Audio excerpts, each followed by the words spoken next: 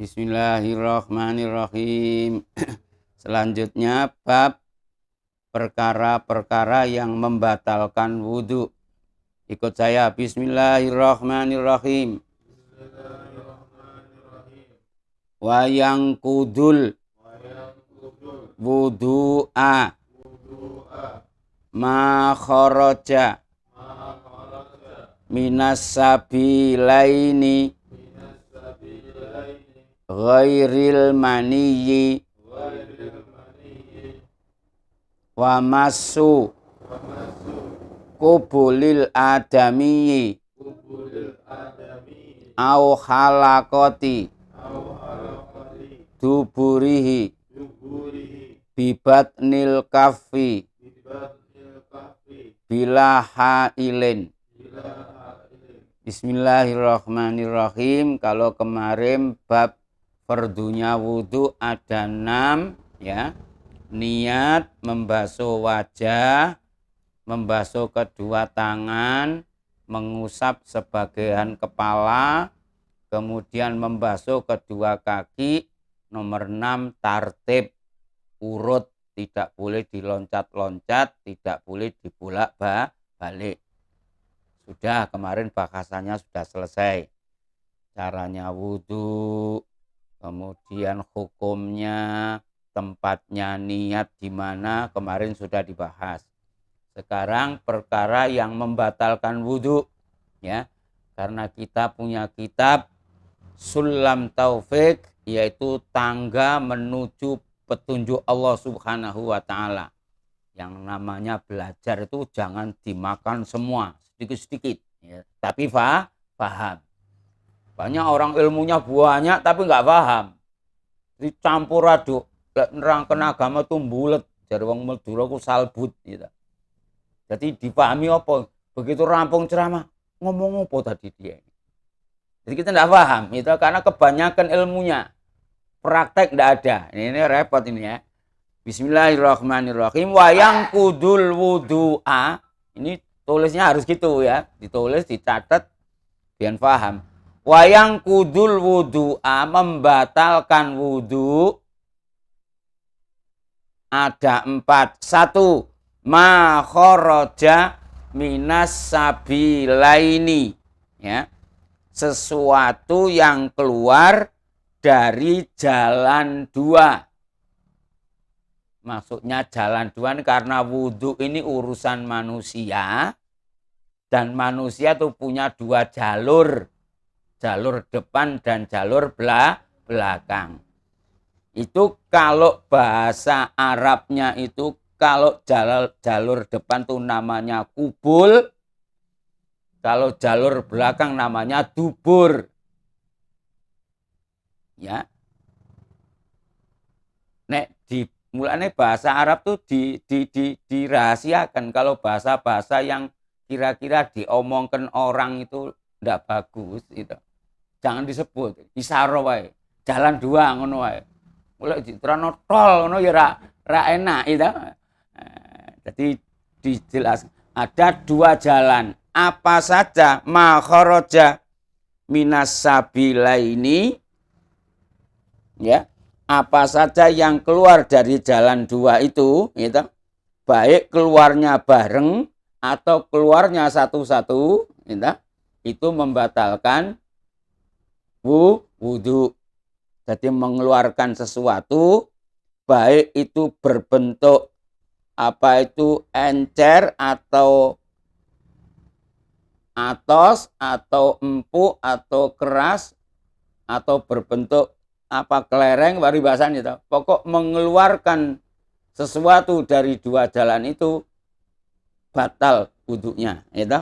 Wudhunya batal. Nah, ini plus memberi pengertian kepada kita.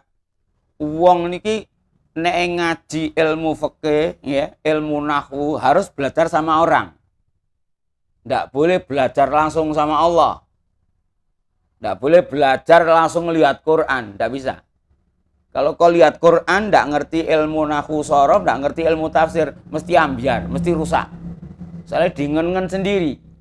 Allah mengatakan apa di situ? Minal ghaiti adalah orang yang berak. Orang berak itu membatalkan wudu, atau orang habis berak itu harus wudu kalau mau sholat. Ya. Ada yang ngeyel. Itu kan yang diceritakan Allah minal ghaiti, buang hajat besar. Tapi kalau kencing, Allah tidak menerangkan itu. Loh, kalau hadas apa jenenge berak aja membatalkan wudu, kencing ya plus membatalkan wudu. Maka di sini dikatakan baik itu keluarnya dari depan belakang keluar bareng gitu, atau yang mengeluarkan satu-satu, duburnya tok yang mengeluarkan, atau yang depannya tok yang kencing. Ya. Berbentuk apapun selain berbentuk mani itu membatalkan wudu. Kalau mengeluarkan mani itu mewajibkan mandi. Kalau sudah mandi hadas besar berarti hadas kecilnya sudah katut. Jadi masih tidak pakai wudu. Kalau kau sudah hadas besar, niat ingsun ngilangi hadas besar, itu berarti kau sudah punya wudu. Maka wudu ketika mandi besar itu hukumnya sunnah, tidak wajib. Bon. Ghairul mani. Ai illa mani yasaksi nafsihi al khariji minhu aula. Bina minhu awalan binakhi nazarin fala yang kudu li annahu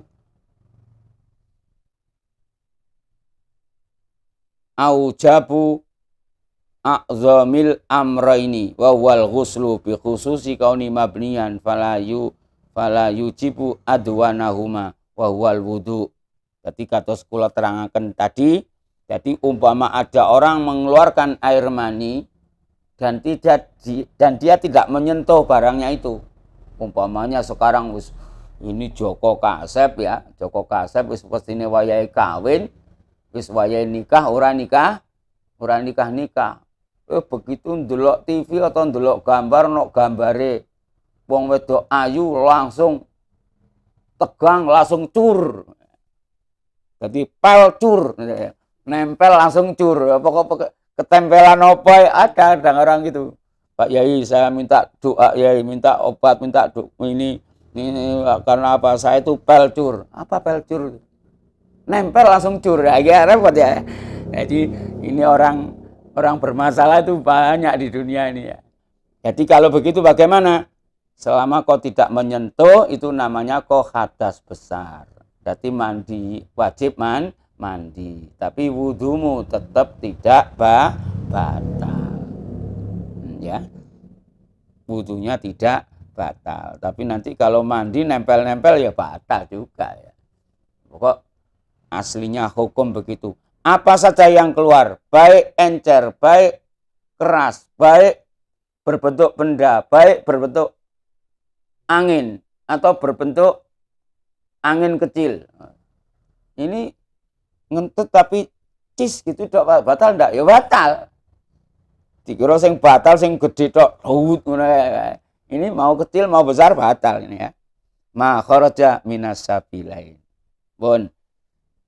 Yang nomor 2, bismillahirrahmanirrahim. Ayo.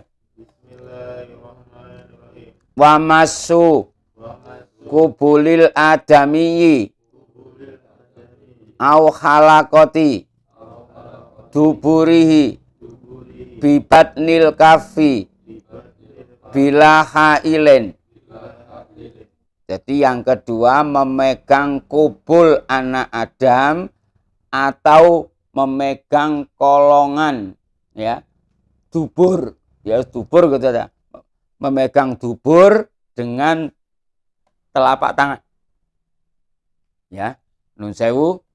Jadi kalau kau punya barang, ya punya zakar, punya barang, kau sentuh dengan telapak tangan, batal. Atau kau cewok menyentuh dubur, batal. Atau nyewoi orang lain, ya. Ada orang lain baik sakit, kita nyewoi, memegang duburnya. atau memegang zakarnya, ya, atau memegang farjinya, itu membatalkan wudu.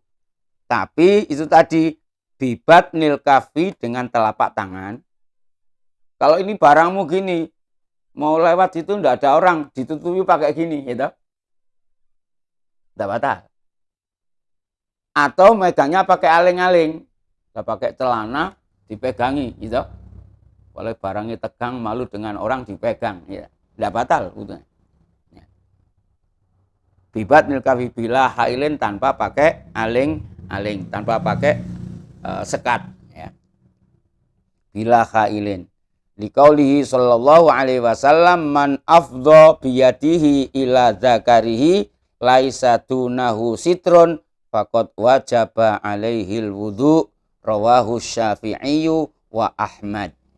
Siapa orang menyentuh dengan tangannya, menyentuh zakarnya walaupun zakarnya sendiri, yang mana di situ tidak ada tutup, tidak ada sekat sama sekali, maka wajib wudu.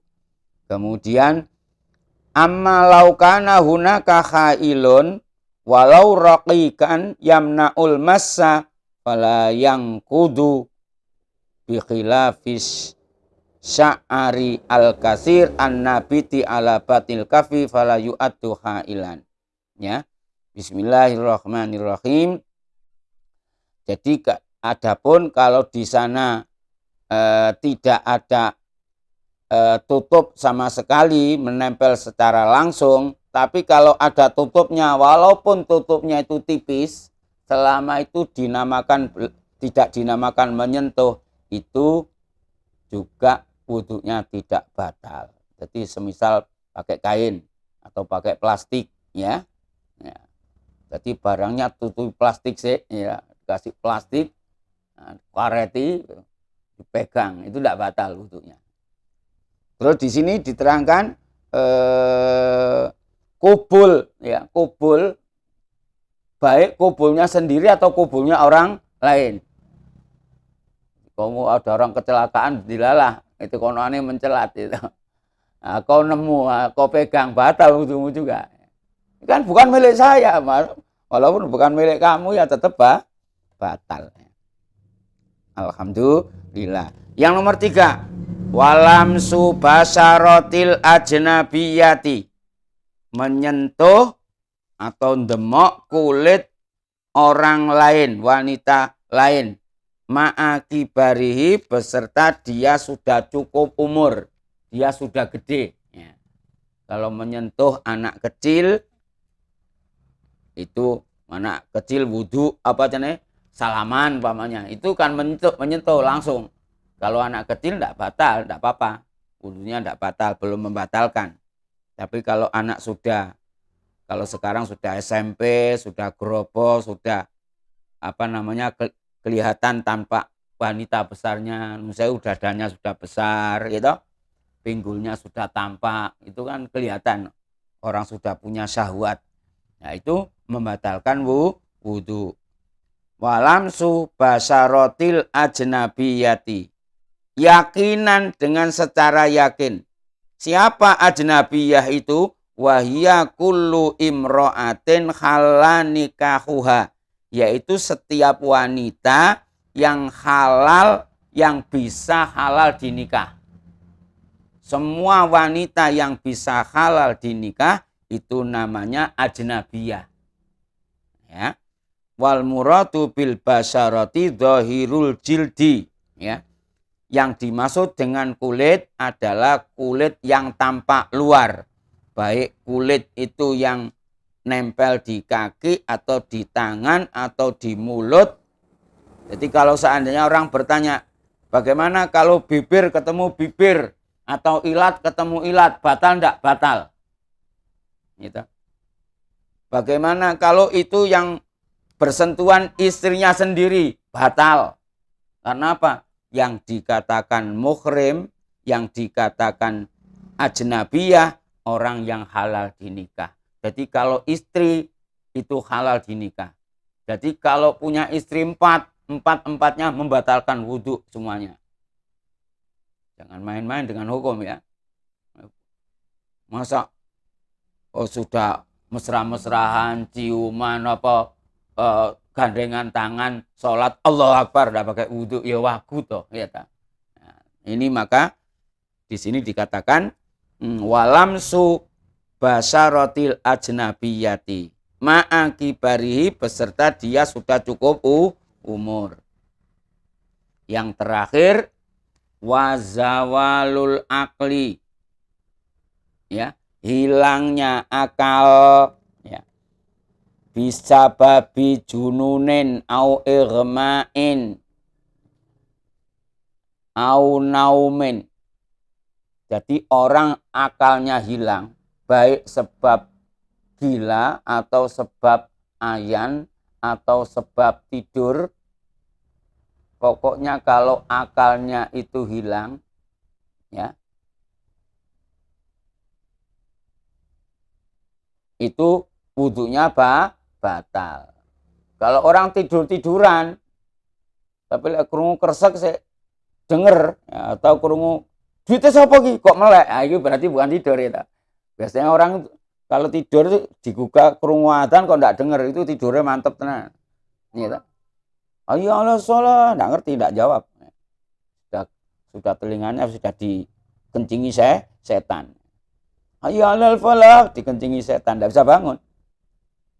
Tapi kalau begitu, hayya 'alas shalah, sholatu khairum minan naum, langsung jegekal. Itu berarti orangnya istimewa. Sudah wudhu kemudian kau tuh tidur, ya tak? Tidur sampai ngono barang. Seperti kau naik kendaraan, naik mobil capek itu ya, baru wudhu apa? Begitu nempel gini, batal wudhunya. Wong sak ler tok, walaupun 1 ler, ya. Oh, tadi tidurnya cuma sebentar kok, Mas.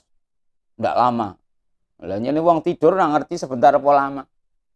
Karena kemarin katanya ada orang tidur, itu Jumatan itu tidur coba sendiri. Begitu rampung selesai marah-marah. Kurang ajar ini. Apa? Masjidnya ini aliran apa? Lah kok kenapa? Kok nyangkut-nyangkut aliran? Kok tadi kok enggak pakai khutbah, enggak pakai ceramah, enggak pakai azan 2. Ini masjid aliran apa ini? Mas, sadar Mas. Kue mau turu Mas, ya tak? Nah, tidur ya enggak denger apa-apa. Jangan marah-marah. Bangun kesiangan, marah-marah pada orang lain. Pahlawan kesiangan ini.